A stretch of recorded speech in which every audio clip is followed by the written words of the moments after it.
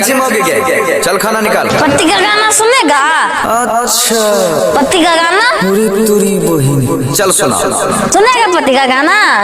अरे सुनाओ। काम न किया, खर्चा न दिया, घूमने न दिया, बाप रे तो बोलो न काकिया, लपटा शादी करके खर्चा न दिया, तो बोलो न का दिया लपटा।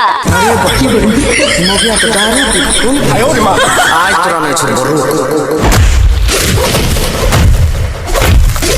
गे माय रे तोरा लकवा धर दो रे बमक पोता गे माय मार देलक हमरा सारा दुआ सौसे देर तू देलक हमरा।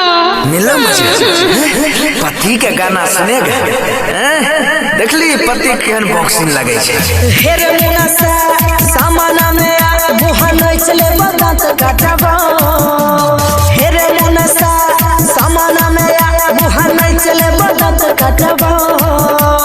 ज्यादा में बोल लग चले मोल में त बुढ़ानी से रोज झटबा। पति का गाना सुनेगा? पति का गाना पूरी तुरी बहिनी चल सुना। जय Mangalika recording studio Begusarai compose. ईमानदार कुत्ता होता है। जा कुत्ता बन जाओ। अपना पियले हम रखने रही फूल मोगी हमरे वाला दारू पी के होई गेले फूल हे गे मोगी अपन मारिया दान भूल न कर मत लाठी लाठी देबो रे